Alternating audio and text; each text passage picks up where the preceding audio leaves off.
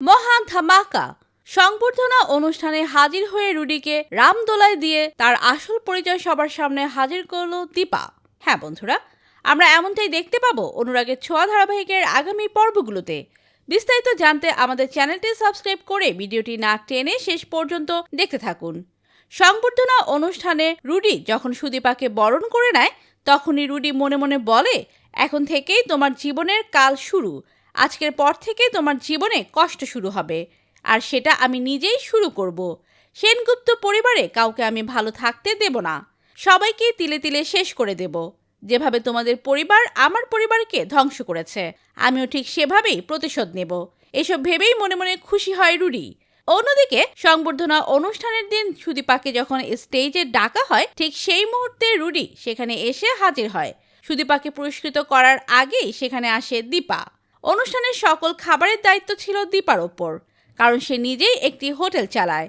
সংবর্ধনা অনুষ্ঠানে খাবার দিতে এসে যখন দীপা কৃষ্ণরায় নামটি শোনে, তখন সে অবাক হয়ে যায়। মনে মনে বলে, তার মানে কৃষ্ণ এখনো বেঁচে আছে। এরপর স্টেজের সামনে গিয়ে যখন দেখে সবাই রুডিকে কৃষ্ণরায় নামে ডাকছে, তখন দীপা ক্ষিপ্ত হয়ে ওঠে। তার মনে হয় রুডি নিজের নাম পরিবর্তন করে নতুন কোনো চক্রান্তের চেষ্টা করছে, আবারও কারো সর্বনাশ করার জন্যই নতুন নাম নিয়েছে। কিন্তু কৃষ্ণ নামটাই সে কেন নিল? এরপর দীপা স্টেজের দিকে তাকিয়ে সুদীপাকে দেখে অবাক হয়ে যায়। সে বুঝতে পারে স্টেজে দাঁড়ানো সুদীপাই হলো তার নাতনি রূপার মেয়ে। তবে অন্য মেয়েটি কোথায় আছে সেটা দীপা বুঝতে পারে না। দীপার চোখ যায় পুরো ডেকোরেশনের দিকে। সবকিছু ফুল দিয়ে সাজানো দেখে সে মনে মনে বলে, এটা তো পুরো আমার কাজের মতো। তাহলে যেটা সন্দেহ করছিলাম সেটাই সত্যি। একটি মেয়ে হবে ডাক্তার, আরেকটি মেয়ে হবে আমার মতো। এই মেয়েটাকেও আমাকে খুঁজে বের করতে হবে।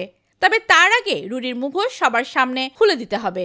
এই রুডি যে কৃষ্ণ রায় নয় সেটা আমাকে প্রমাণ করতেই হবে। এরপর দেখা যায় সংবর্ধনা অনুষ্ঠান শেষ হওয়ার ঠিক আগ মুহূর্তে দীপা রুডির কাছে আসে এবং স্টেজে তার মুখোমুখি হয়। এত বছর পর দীপাকে সামনে দেখে রুডি হতবাক হয়ে যায়।